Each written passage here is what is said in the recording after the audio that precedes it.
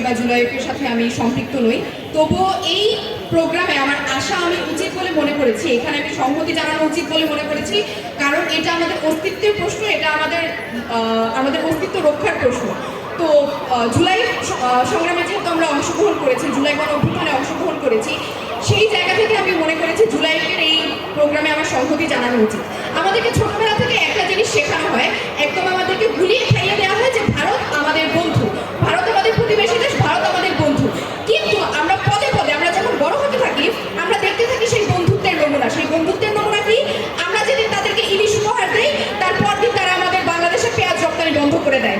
তারা আমাদের দেশে খরার সময়ে পানি বন্ধ করে রাখে, ব্যারেজগুলো বন্ধ করে রাখে, এবং যখন বন্যার সময় হয় বা বৃষ্টির মৌসুম আসে, তখন তারা আবার সেই ব্যারেজের গেটগুলো খুলে দেয়, আমাদেরকে প্লাবিত করে দেয়। তারা যদি আসলেই আমাদের বন্ধু হতো, তারা যদি প্রকৃত অর্থেই আমাদের বন্ধু হতো, তাহলে এই কাজগুলো তো তারা করতো না। এই যে আমাদেরকে ছোটবেলা থেকে গুলিয়ে গুলিয়ে খাইয়ে শেখানো হয় ভারত আমাদের বন্ধু, আপনাদের কাছে প্রশ্ন রাখতে চাই, এই কাজকর্মগুলো দেখার পরেও আমাদের কাছে কিন্তু, আপনাদের কাছে কি মনে হয় ভারত আদতে আমাদের বন্ধু?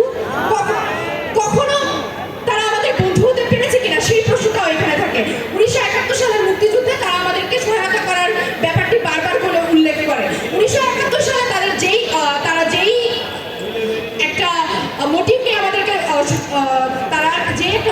আমাদেরকে সাহায্য করেছিল, বা তখন তাদের যেই শাসক ছিল, 50 বছর আগে যারা আপনার বন্ধু থাকবে, 50 বছর পরেও যে তারা আপনার সেই বন্ধুত্বটাকে লালন করবে, বা 50 বছর পরেও যে তারা আপনাকে সহযোগিতা করবে, সেই গ্যারান্টি তো আপনি দিতে পারেন না, তাই না?